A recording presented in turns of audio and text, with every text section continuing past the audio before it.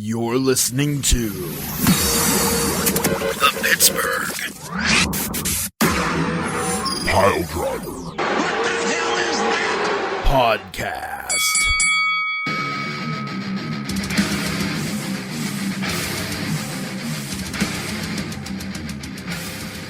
Greetings, salutations, and how you doing to all you fine velociraptors? What are we? What are we again? Mammals? Yeah, we'll do some. Hi, everybody. Welcome to the Pittsburgh Piledriver Podcast. We have wrestling talk to get into, and we're going to do the thing, as the late, great Macho Man Randy Savage does so like to say. Oh, good Lord, I'm out of breath. Yeah, I suppose we should introduce everybody, so let's go ahead and get to that. Ransom the Madman, I'm your resident bullshit meter, and my bullshit meter is always finally pointed into the bullshit category. If you haven't already tell your mom. Beef the Legend is here.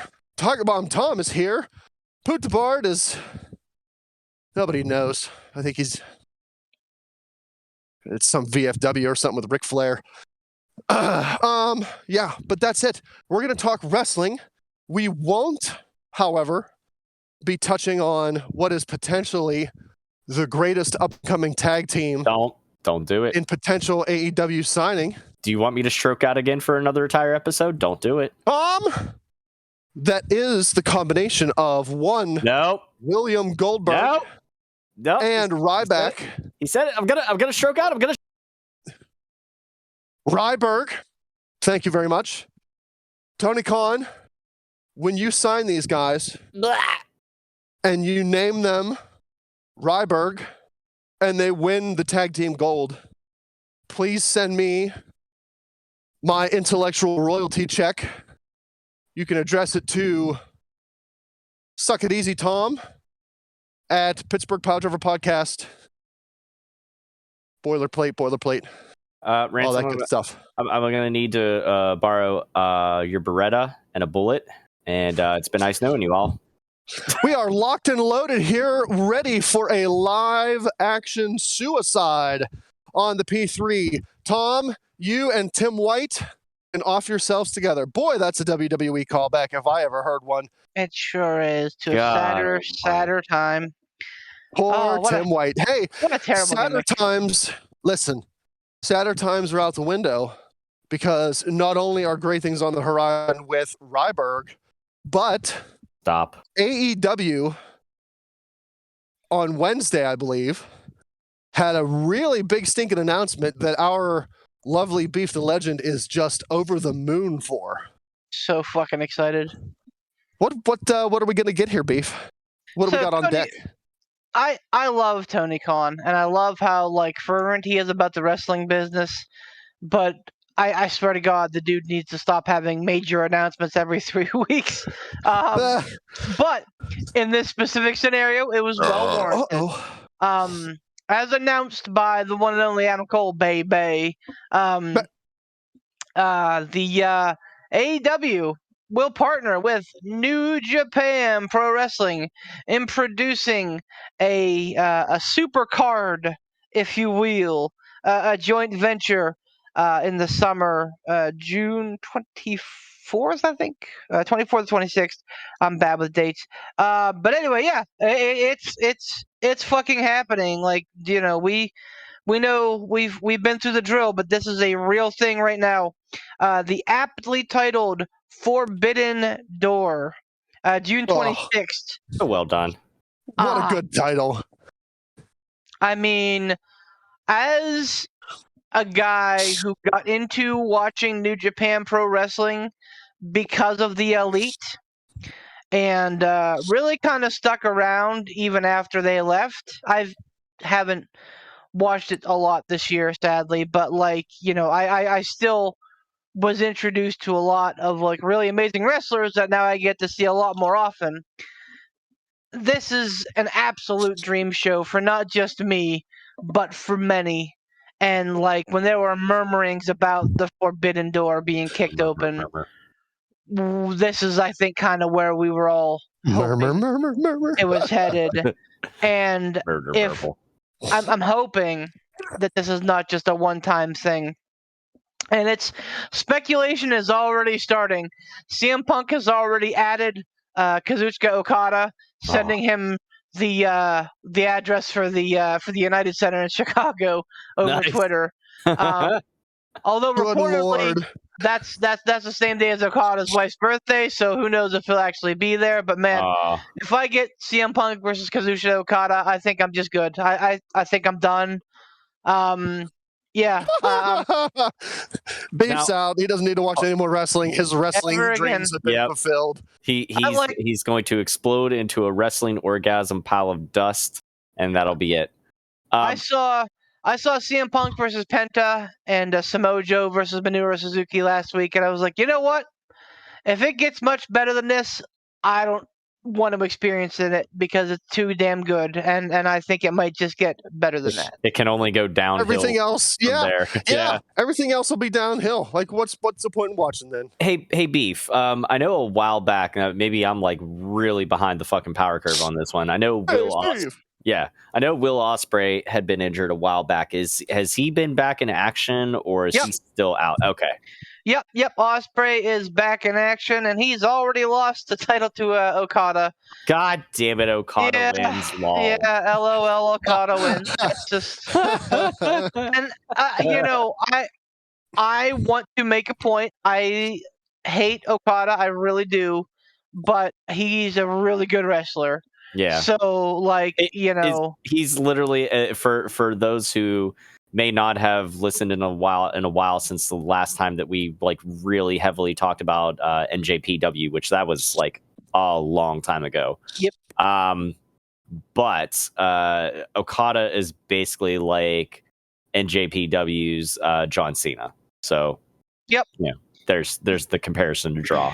And in many ways. Yeah. In many ways. And Tetsuya Naito is kind of like the Randy Orton, the guy that's like, hey, this guy's really cool. He should get more attention. And he does, and everyone's like, oh, this is great. And then it just stops, and everyone's like, hey, why? And the title's back on Okada again. And you're like, oh, okay, Okada again. All right, well, all right. This is all fine. If I hear Okada doing Japanese voiceover commercials for Honda Ridgelines and Elements and Santa Fe's, then he'll really have fulfilled he will have hit the John Cena era. Yep. Yeah, man. It's probably happening because like they're big deals over there because they don't have like football.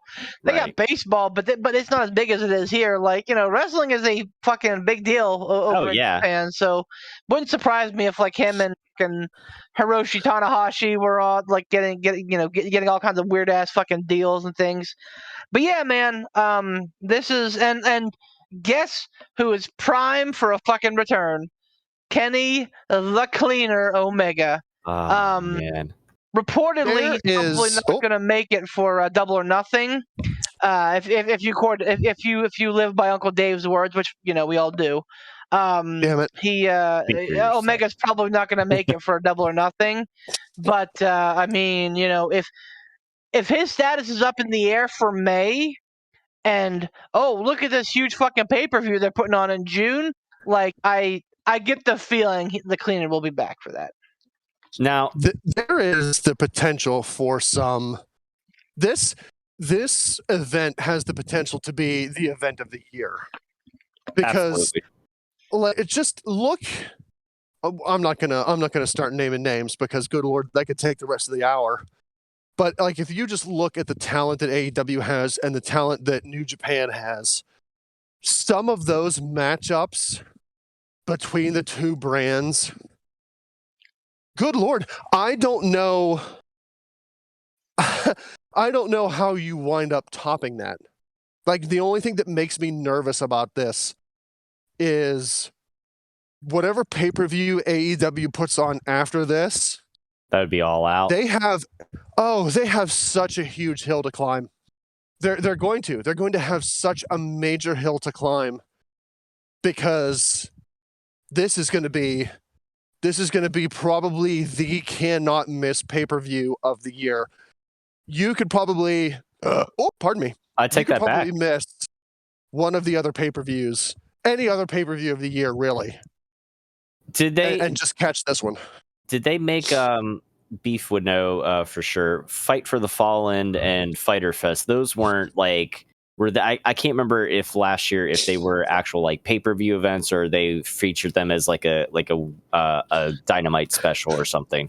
Yeah, they were Dynamite specials. I think the year prior, Fight for the Fallen was still like a special event. It was on like a Saturday, I think. Yeah, but it was free. Okay, that's why I was about to say I almost take my statement back, but then no. So All Out would be the next pay-per-view after the Supercard in June. So at least we have like a month and a half to like calm down, and after our like wrestling collective orgasm happens there with this Supercard. Those are the two. Like you can't. Hold on. Chuckle out of a lady friend. You can't miss. You can't miss a Forbidden Door. Like that's just, if you're a wrestling fan, that's an event that you can't miss no matter what. Nope, we'll find a way to get it. We'll be and I get the feeling, but yeah, oh yeah, I'll put Beef on the spot now. Oh yeah, no, it'll be here. Don't worry. Supercard at Beef, SummerSlam here. Ransom finally get to see like, the house. Make no mistake. Like, I think that once this happens, it's not going to be one and done. Oh, no. I think that they're probably going to work with a talent share program. And I don't know to what degree we'll see it. Maybe it'll just be one-offs every so often. Maybe it'll be for, like, feuds and such. But I'm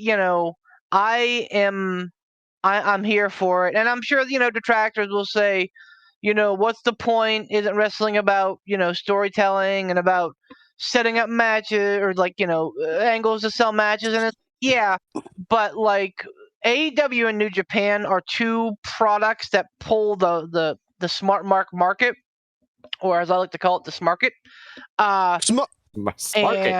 And they know that we don't fucking care if, Tetsuya Naito pissed on MJF's fucking scarf. Who fucking cares? If you give me fucking Tetsuya Naito and MJF, I'm like, yeah, man, sign me up.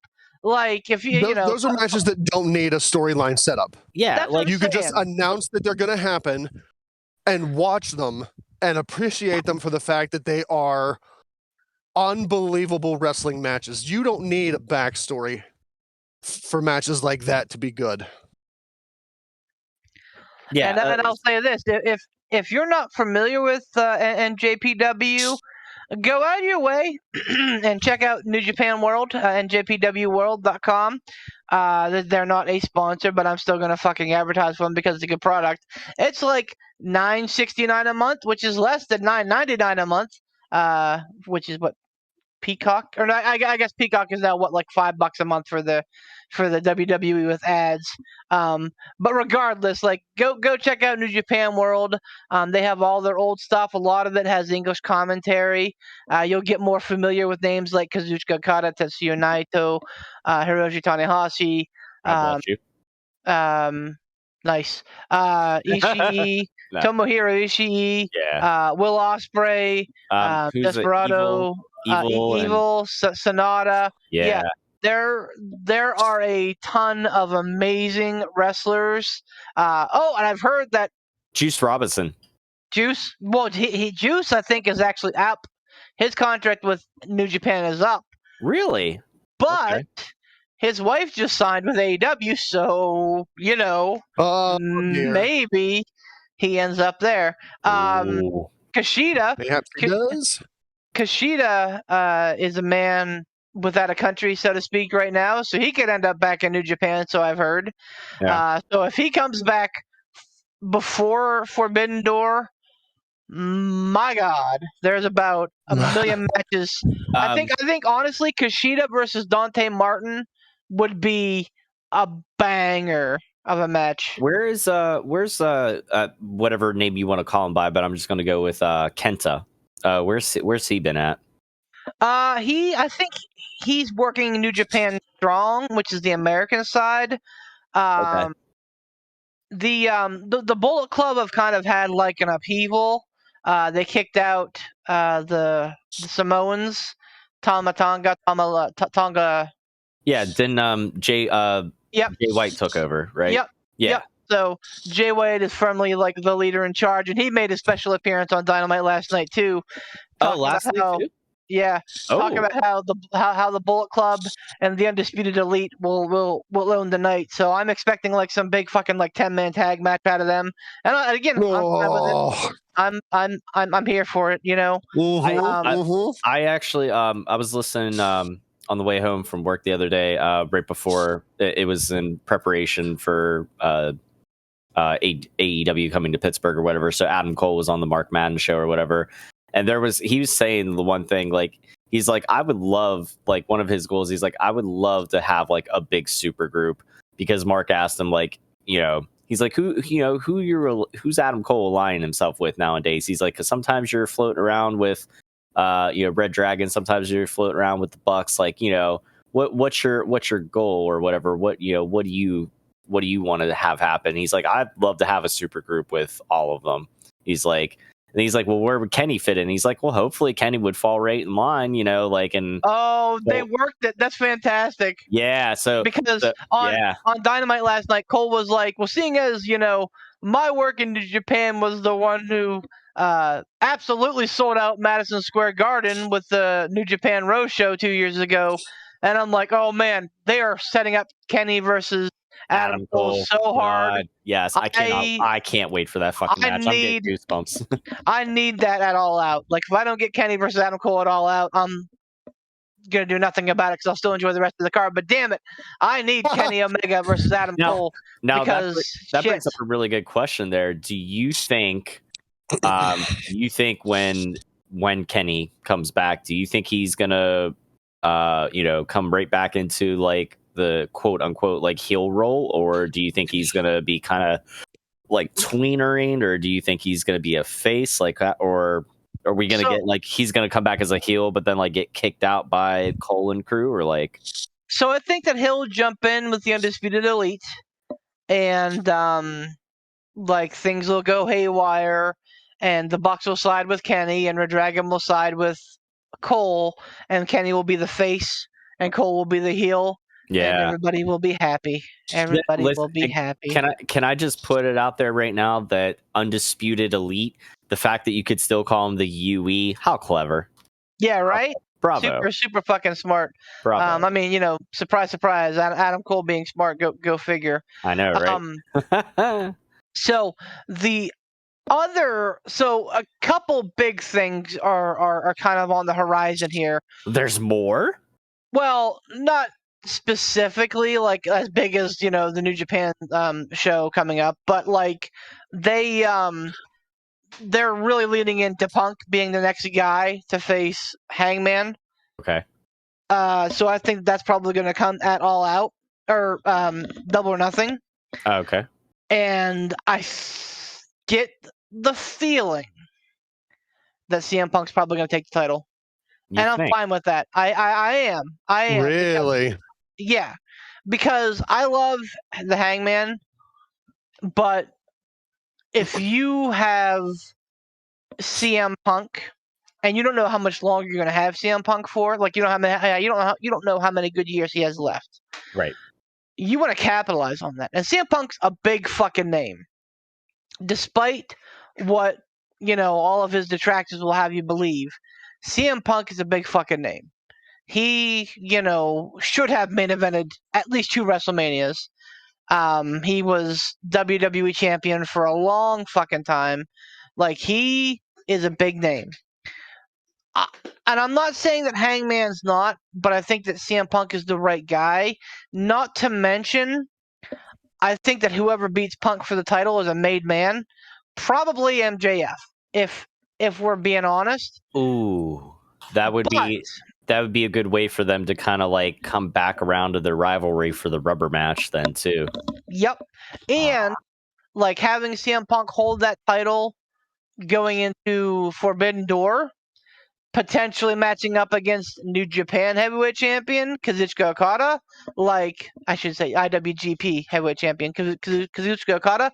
Like, yeah, I mean, champion versus champion. That's how you book a fucking champion versus champion match, not some fucking stupid bullshit like WWE tried to do. Like, that's, you know, this is how you do it. So yeah, I'm fine with it, and I'm excited about those two working together. I think that they'll have a killer match, and I wouldn't surprise me if we see FTR take the tag titles at All Out as well. Because again, Ransom and I kind of alluded to it on the last show that like I think that AEW is going to be kind of in make FTR happy mode. So it wouldn't surprise me if we get those two matches and we get two title changes. And again, I'm here for it, man. Remind me again, who's the current AEW tag champs? Jurassic Express. Still, wow. Yeah.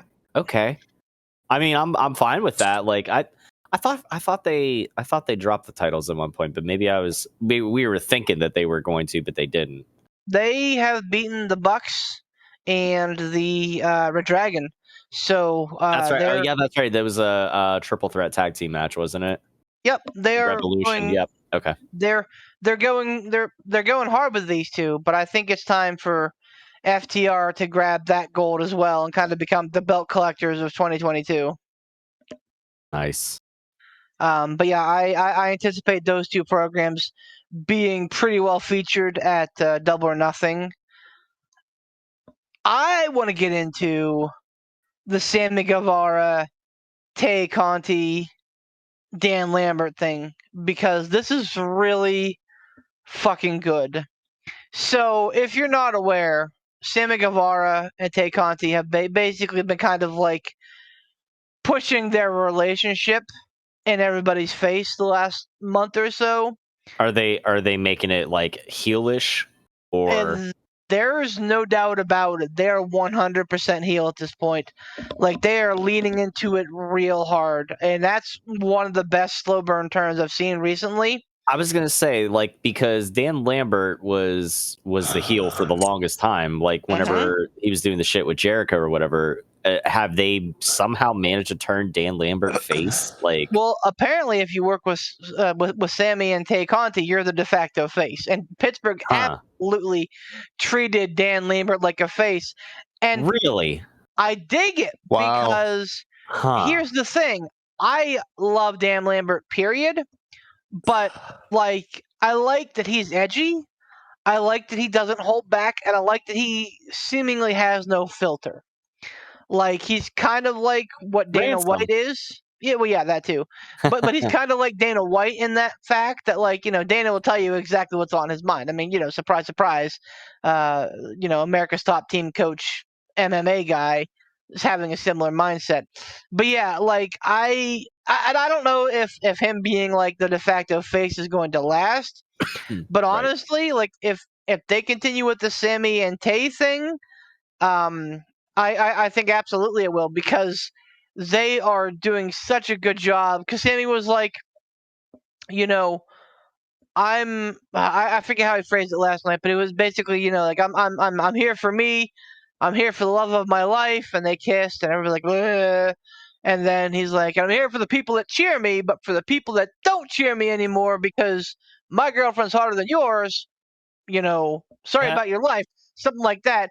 And yeah, so like they're leaning into it, and I think that that's the exact thing that they need to do. I like it, and I'm here for it. I the only thing that I'd seen from their feud, correct me if I'm wrong. Who has the TNT championship? Doesn't Dan Lambert have it or something now? No, Sammy. So Scorpio had it. Scorpio beat. I think Scorpio beat Sammy before. Then Sammy took it back at Battle of the Belts last week. Okay. It was whenever Sammy didn't have it. I guess Scorpio must have had it, and like Dan was physically holding it or something, and they had a thing, or like there was like a little promo or something, and Sammy had said he's like you wouldn't be smiling if you knew what we did with that belt or whatever after you kissed, like, you know, before you kissed the belt or whatever. He said something about he's like you want to put our names in your mouth, now my kids are in your mouth or something like that. Like something I was like yeah. Oh man, good Lord, yeah. Whoa.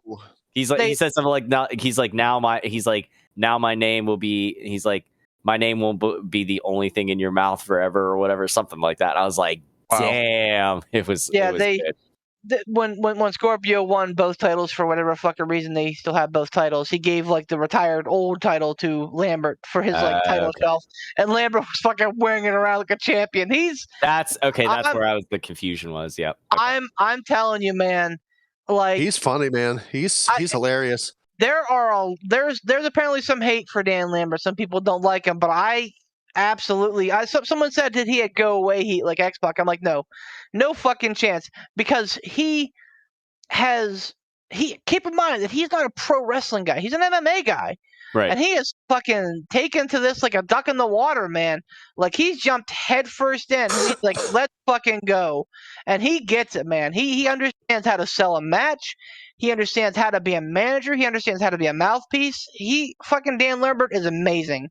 So if you don't like Dan Lambert, I don't like you. That's what I'm gonna say. If you don't shoot Big Red, fuck you. No, exactly. So I think and something that you just mentioned there, it's a really good point. The fact that Dan Lambert isn't a pro wrestler, but he's taking to it so well, I think some of it has to just do some of that, not only for him, but for anybody.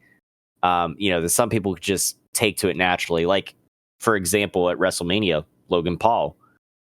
He knew exactly what to do. I think it's one of those things too. It's if you have the charisma, you have a really easy time getting it and knowing like how to get the reactions and how to push people's buttons and stuff. Because I mean, like to be able to get in there and to learn the actual nuts and bolts and like the moves and stuff, like. To a degree, I'm going to say this, but to a degree, I would say anybody could be taught, how to take a hip toss and stuff like that. You get in there, you do it enough times, repetition, it becomes muscle memory. But it's a lot harder to teach charisma and getting those reactions and being able to roll with the punches and stuff like that, or think on the fly and like. And improv, basically, that's a very hard skill to learn and something that not everybody can do. So I think that has a lot to do with it. It's just Dan Lambert's natural personality, for better or for worse, and anybody else that's not a pro wrestler that comes into the business like that. Yep. Would agree. And he's doing a wonderful job for as green as he is. Like he felt like the face in like the Cody and Brandy situations too. Yeah. So it's just funny that they're putting him in this position. Like I don't know if maybe that's going to be his gimmick. He's just kind of like the hard edge guy. Like maybe I'm a face, maybe I'm a heel, maybe I just like to say what's on my fucking mind. But I'm here for it. Yeah, I'm interested to see. I'm interested to see where all this goes as soon as I can find the time to start getting into the weeklies. And I'll have Hulu, so I'll be able to get into the Raw and SmackDown, abbreviated episodes or whatever they decide to cut out. Really helping that this super show, this Forbidden Door, is kind of a gateway to AEW having their shows on New Japan Pro Wrestling World. It's not the easiest service because it's not an app, it's just a website, and it is all in Japanese because that's where their product is. You have to like get the Google translation, but I mean the Google translation works well enough. Okay. And once you have it set up on monthly billing, and it's not. Like, yeah, I don't want to go to the New Japan World website or whatever and accidentally end up ordering like a giant pervert vending machine getting shipped from Japan here. Nothing like that. But I think it's a lot more cumbersome to navigate than what we were used to with the WWE Network. Probably still a little bit more cumbersome than Peacock, honestly, especially if you try to search for things. Okay. I didn't do a lot of like looking at old stuff. I mostly just like watched the product like as either as it was happening, or again, because it's Japan, it was happening like at 2 a.m. or 3 a.m. in the morning. I was picking it up after it was over and then watching it the day of. But like it's serviceable enough. But I'm hoping that like there's with this little merger that they seem to be having, not merger, with this connection. I'm hoping it leads to them having their shows on that service. I think it would boost both places, and it would give AEW a nice little landing spot for sure. And you had said something earlier that I wanted to bring back real quick about you not thinking that it's a one-off show. Even if it's something that they only do like a once a year thing, I think that would be perfectly fine. It's like Ransom had said, it's, you feel bad for whoever's got to put on the show, like the next pay-per-view, like right after that, because you have a lot to really live up to, given this super show and the potential for it. So I think that's something, and something that also serves AEW well is the fact that they're not doing pay-per-views or special events, whatever you want to call them. They're not doing them every single month. We're getting them every couple or whatever, and that's fine. That's perfectly fine, because it I don't know, it just makes it feel more special. It was kind of the same way with NXT. Like when you had an NXT takeover event, it felt really special because you knew you were going to get a hell of a show for that time, because it was just big fight feel every couple of months, and then we get around to like on the WWE side of things, where you have a pay-per-view every month, but like really, what are the biggest, your big four are every, once a quarter. So yeah. Yep. And that's the same old argument of like, having an off season or taking a break. Like if you have these things all the time, of course they're going to feel less special. And like of course people are going to kind of treat them as background. I treat them as background because I'm like, well, it's why should I get invested, because this happens all the fucking time. Whereas like WrestleMania and like Royal Rumble and SummerSlam, I'll watch, because I'm like, okay, this is a big deal, this is a big show. But yeah, you're 100% right. The old absence makes the heart grow fonder type thing. Right. You speaking of absence making the heart grow fonder, do you guys want to do a Stump the Chumps? Well, I don't. You may want to check the Discord there, because I'll stick around for it. Okay, never mind then. I retract my previous statement. Let's do it. All right, we're gonna knock out a real quick one here from our buddy, the Midcard Maniac, aka the Bastard Pat. We're down one quarter of our brain power. We are, but I think we'll be okay. Not counting the Antonio Inoki incident or Buddy Rogers' Rio win, who was the first person to win the WWE Championship outside of North America? What incident is he talking about?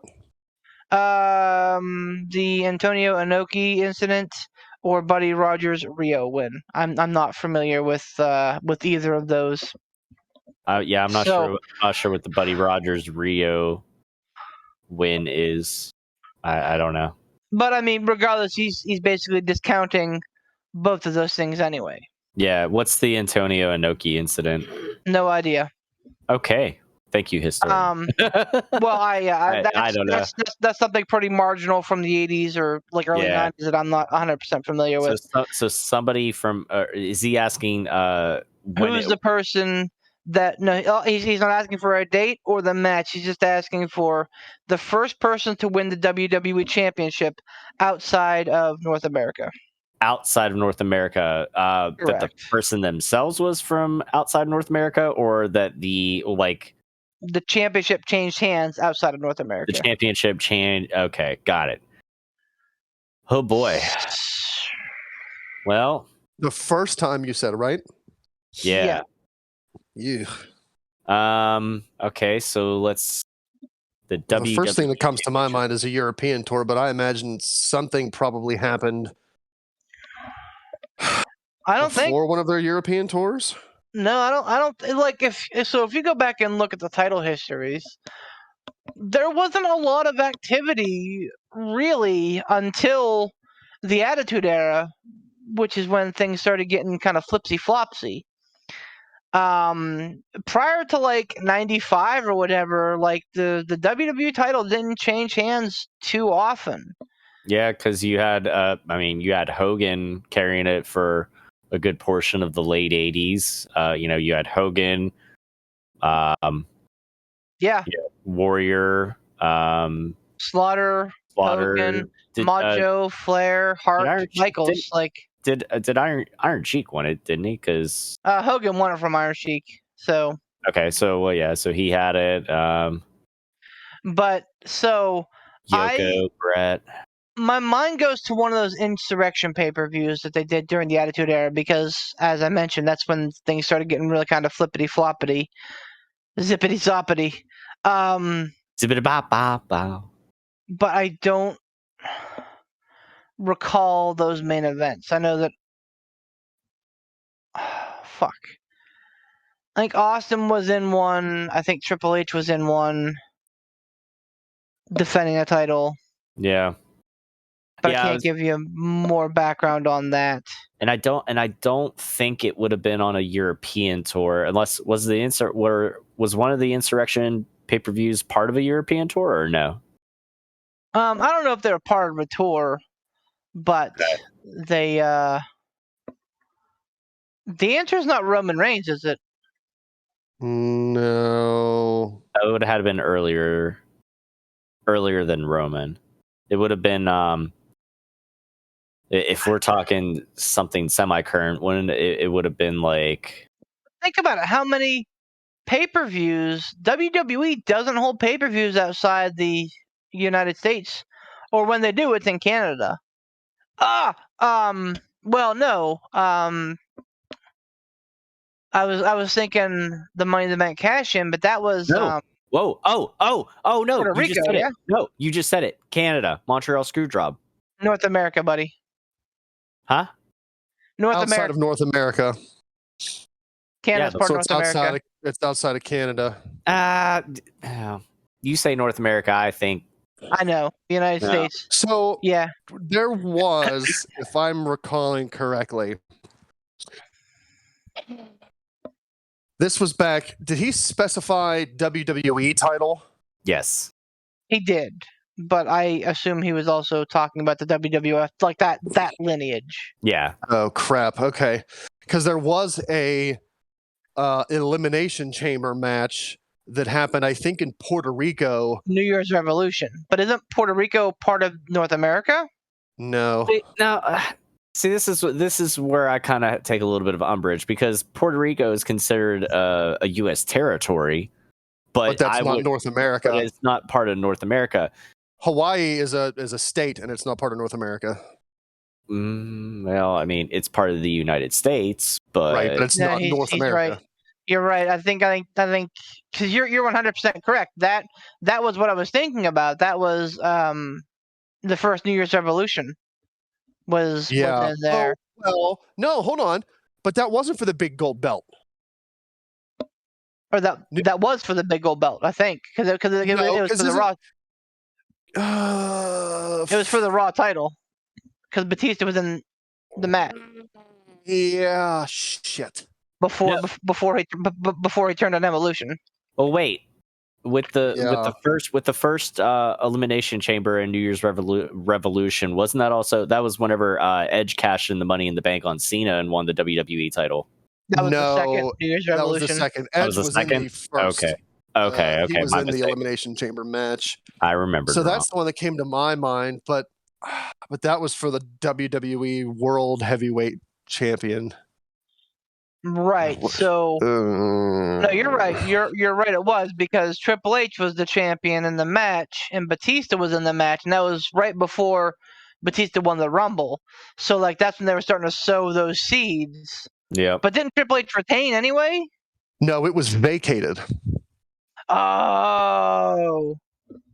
So it's all right. Yeah. So that the only other one wasn't it in England? Didn't AJ Styles win? Yes. He beat who? Jinder Mahal Yep. in It England. was on a random episode of Raw. Yeah. Really? So I yeah. guess I don't know. Can we give two answers and say if it's the for World sure. Heavyweight Championship, it's the one in Yeah. Puerto Rico that Triple H won, but if Yep. it's strictly WWE Championship, then that would be AJ Styles because it was defended.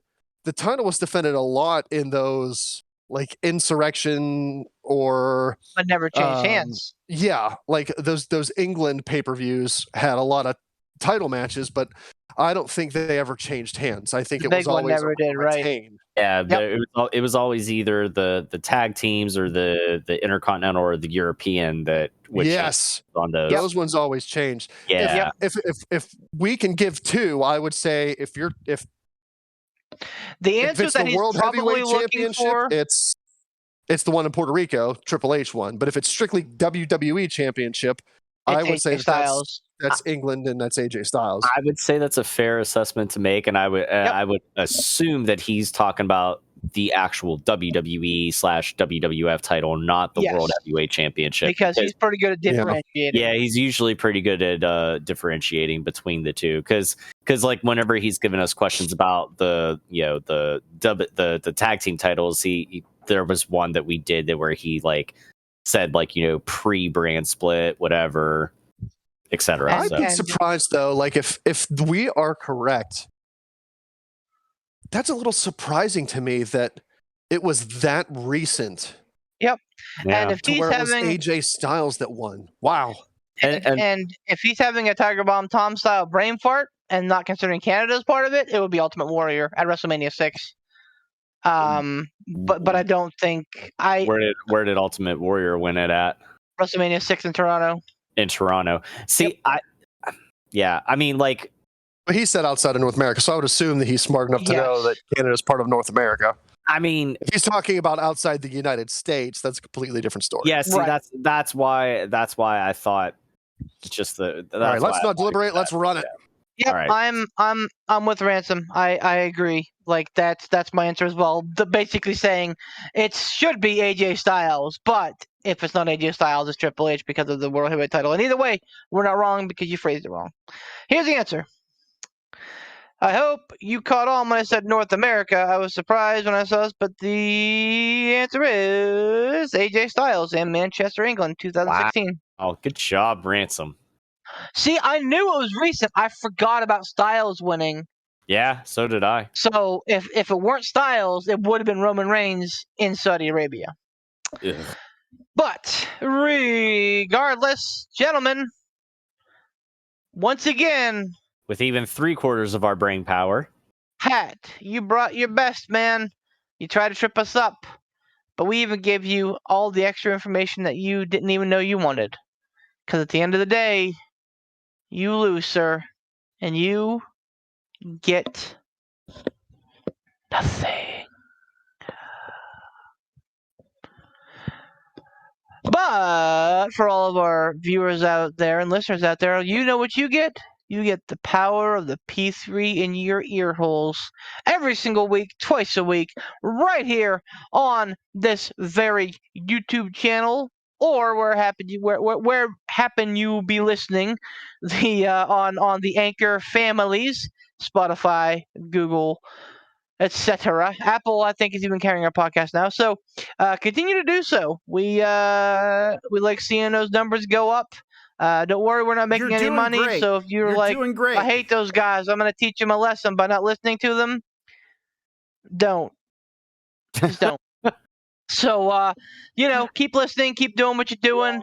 Get involved with our with the Stump the Chumps. You can send emails over to pittsburghpiledriverpodcast@gmail.com. You're doing wonderfully. You're doing a great burrito. Oh, thanks, man. Hey, the burrito master himself is here. Put the bird, baby. How you doing? I'm doing okay, man. Keep burritoing. Do your thing. I will burrito away. So, keep on listening. Keep on doing those clicks. We love it. Please support our sponsors, our very own casual gaming dad himself, Tiger Bomb Tom. Like his page over on Facebook, give it the shares, do the comments, give them the stars, because, that's how we show love. Also on Twitch, Casual Gaming Dad 84 or 83? Correct. He got it. 84. Yeah. Send bits. Yeah. Boom. Bitches. Send bits. Yeah. Send bits, bitches. You heard him. Send bits, bitches.